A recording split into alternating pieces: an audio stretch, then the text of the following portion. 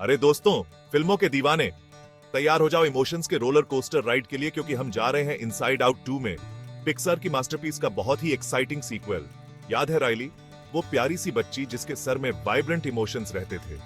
अब वो वापस आ गई है, और इस बार वो बड़ी हो गई है और टीनेज लाइफ के उतार चढ़ाव से गुजर रही है। इस दिल को छू लेने वाले सीक्वल में हम फिर से जॉय, सैडनेस, एंगर, फियर और डिस्गस्ट के साथ जुड़ेंगे राइली के हेडक्वार्टर्स में, जो उसे टीनेज लाइफ के यूपीएस एंड डाउन्स में गाइड करने के लिए दिन रात मेहनत कर रहे हैं। खुद को तैयार रखो, क्योंकि प्यूबर्टी एक वाइल्ड राइड है और राइली के इमोशंस नए एक्सपीरियंसेस के व्हर्लविंड झेलने वाले हैं। जैसे जैसे राइली अपने टीनेज ईयर्स में कदम रखती है, उसे नए चैलेंजेस का सामना करना पड़ता है। नए शहर में जाना और नए स्कूल में जाना ही काफी टफ है, और ऊपर से फर्स्ट क्रशेस की ऑकवर्डनेस, फिट इन होने का प्रेशर और फ्रेंडशिप्स का बदलता रहना और बन गया इमोशनल केओस का रेसिपी। हेडक्वार्टर्स में जॉय पूरी कोशिश करती है कि सब पॉजिटिव और अपबीट रहे, लेकिन राइली के फ्लक्चुएटिंग मूड्स के साथ वो भी स्ट्रगल कर रही है। सैडनेस, जो हमेशा से एम्पैथेटिक रही है, राइली की इनर टर्मोइल को सेंस करती है, लेकिन केओस के बीच अपनी सुनाना मुश्किल हो रहा है। जब आपको लग रहा था कि आप राइली के सारे इमोशंस से मिल चुके हैं, इनसाइड आउट 2 लेकर आया है 2 नए प्लेयर्स, एक्साइटमेंट और फियर। ये डायनामिक ड्यूओज राइली के इमोशनल लैंडस्केप में कंप्लेक्सिटी का एक नया लेयर जोड़ते हैं। एक्साइटमेंट, जैसा कि आप गेस कर सकते हैं, एनर्जी और इंथुजियाज्म से भरा हुआ है, हमेशा नए और थ्रिलिंग एक्सपीरियंसेस के लिए तैयार रहता है। दूसरी तरफ फियर ज्यादा कॉशियस और एप्रिहेंसिव है, लगातार पोटेंशियल रिस्क्स और डेंजर्स को असेस करता रहता है। जैसे जैसे राइली एडोलेसेंस की अनसर्टेनिटीज से गुजरती है, एक्साइटमेंट और फियर अक्सर खुद को ऑड्स पर पाते हैं। दोनों ही राइली के रिएक्शंस को कंट्रोल करने के लिए वाइंग करते हैं। एक हिलेरियस टर्न ऑफ इवेंट्स में फियर और एक्साइटमेंट गलती से लॉन्ग टर्म मेमोरी ट्यूब में चूस लिए जाते हैं और मिस्टीरियस एब्स्ट्रैक्ट थॉट आइलैंड पर पहुंच जाते हैं। वाइल्ड गूस चेस की बात करें, यह अजीब और सरियल जगह है जहां राइली के सबसे कॉम्प्लेक्स और एब्स्ट्रैक्ट थॉट्स फॉर्म होते हैं। जैसे जैसे फियर और एक्साइटमेंट इस माइंड बॉगलिंग लैंडस्केप के माध्यम से जर्नी करते हैं, वे एक्सेंट्रिक कैरेक्टर्स से भिड़ते हैं और इंक्रीजिंगली बिजार चैलेंजेस का सामना करते हैं। रास्ते में वे एक दूसरे के पर्सपेक्टिव्स की कदर करना शुरू कर देते हैं और टीम वर्क की इंपॉर्टेंस को सीखते हैं, भले ही उनके अप्रोचेस अलग अलग हों। Section 5. Joy and sadness reunite. Understanding the importance of balance. This section delves into the intricate relationship between joy and sadness, two emotions that seem to be at odds but are actually complementary. इस बीच headquarters में Joy और sadness, जिन्हें हमेशा से एक दूसरे की बात समझने में परेशानी होती थी, खुद को राइली को उसके ओवरवेलमिंग इमोशंस से कोप करने में मदद करने के लिए साथ काम करते हुए पाते हैं। यह एक महत्वपूर्ण मोड़ है जहां वे एक दूसरे की ताकतों को पहचानते हैं और मिलकर काम करने का महत्व समझते हैं। जैसे जैसे वे राइली के दिमाग के लैबिरिंथाइन कॉरिडोर से गुजरते हैं, वे एक भूली हुई याद पर ठोकर खाते हैं। राइली के बचपन का एक ऐसा पल जो देखने में तो इनसिग्निफिकेंट लगता है, लेकिन उसके करंट इमोशनल स्टेट को समझने की है।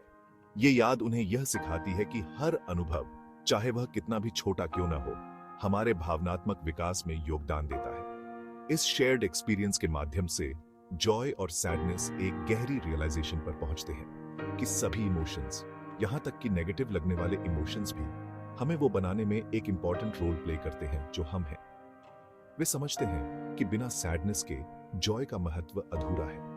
वे यह डिस्कवर करते हैं कि सच्ची इमोशनल वेलबीइंग हमारे सभी इमोशंस को अपनाने से आती है, सिर्फ पॉजिटिव इमोशंस को नहीं। यह समझना कि हर भावना का अपना एक स्थान और महत्व है, उन्हें एक संतुलित और पूर्ण जीवन जीने में मदद करता है। Section 6. Riley's emotional breakdown. The consequences of suppressing emotions. This section delves deep into the emotional turmoil that Riley experiences when she tries to hide her true feelings.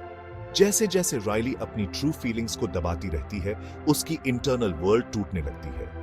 यह एक धीमी प्रक्रिया है, लेकिन इसके प्रभाव बहुत गहरे होते हैं। एक परफेक्ट फसाड बनाए रखने का प्रेशर बहुत ज्यादा बढ़ जाता है। और वह एक फुल ब्लोन इमोशनल ब्रेकडाउन से गुजरती है। यह फसाड उसे और भी ज्यादा तनाव में डाल देता है। यह एक पॉइंटेंट रिमाइंडर है कि अपने इमोशंस को दबाने के, चाहे वे कितने भी मेसी या अनकंफर्टेबल क्यों न लगे, सीरियस कॉन्सिक्वेंसेस हो सकते हैं। यह हमें यह भी सिखाता है कि इन इमोशंस को स्वीकारना कितना महत्वपूर्ण है। हेडक्वार्टर्स के अंदर कंट्रोल पैनल हेवायर हो जाता है क्योंकि राइली के इमोशंस कंट्रोल से बाहर हो जाते हैं। यह दर्शाता है कि जब हम अपने इमोशंस को दबाते हैं तो वे किसी न किसी रूप में बाहर आ ही जाते हैं। जॉय, जो कभी अडिग ऑप्टिमिस्ट थी, को एहसास होता है कि वह बस राइली के सैडनेस और पेन को विश अवे नहीं कर सकती। उसे यह समझ में आता है कि सच्ची खुशी पाने के लिए हमें अपने दुख को भी स्वीकारना होगा। वह यह समझती है कि कभी-कभी सबसे बहादुर और सबसे महत्वपूर्ण काम जो हम कर सकते हैं वह है खुद को अपने इमोशंस को पूरी तरह से और ऑथेंटिकली महसूस करने देना। यह एक्सेप्टेंस ही हमें सच्ची शांति और संतोष की ओर ले जाती है।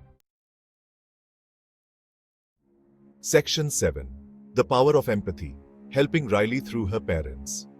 एक हार्टवार्मिंग टर्न ऑफ इवेंट्स में यह राइली के पेरेंट्स ही हैं जो उसे बचाने आते हैं। वे उसे अपने प्यार और समर्थन से घेर लेते हैं, जिससे राइली को अपनी भावनाओं को व्यक्त करने में मदद मिलती है।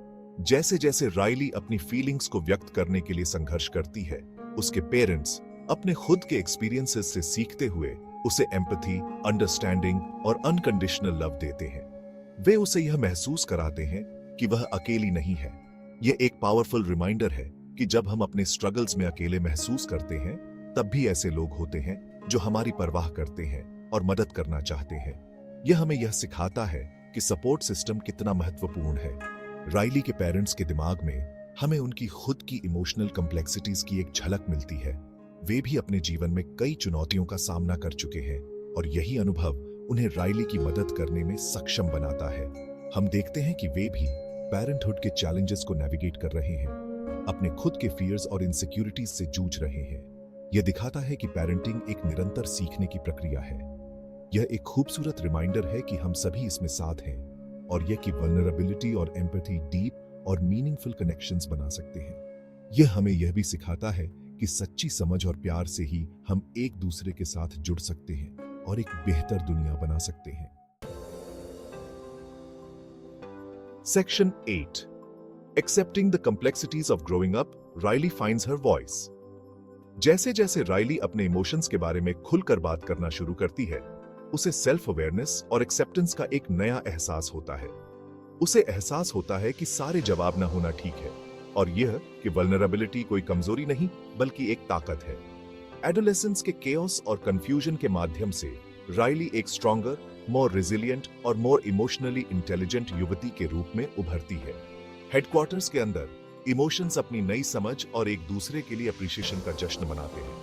उन्हें एहसास होता है कि उनके डिफरेंसेस, जो कभी कॉन्फ्लिक्ट का कारण थे, वास्तव में उनकी सबसे बड़ी ताकत है। वे हार्मनी में मिलकर काम करना सीखते हैं, प्रत्येक अपना भाग निभाते हुए राइली को जीवन की जटिलताओं से गुजरने में मदद करते हैं। Section 9, a heartwarming conclusion, embracing change and emotional growth. Inside out 2 हमारे इमोशंस, यहां तक कि मेसी और अनकंफर्टेबल इमोशंस को भी अपनाने की इंपॉर्टेंस के बारे में एक पावरफुल मैसेज देता है।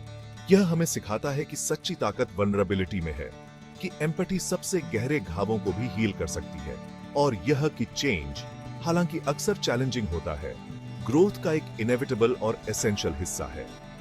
जैसे जैसे हम राइली और उसके सेल्फ डिस्कवरी के इनक्रेडिबल जर्नी को अलविदा कहते हैं, हमारे पास होप, इंस्पिरेशन और ह्यूमन कनेक्शन की पावर के लिए एक नई अप्रिसिएशन रह जाती है। इनसाइड आउट 2 हमें याद दिलाता है कि ठीक न होना ठीक है, कि मदद मांगना ताकत की निशानी है और यह कि हमारे सबसे अंधेरे क्षणों में भी हमेशा रोशनी मिल ही जाती है।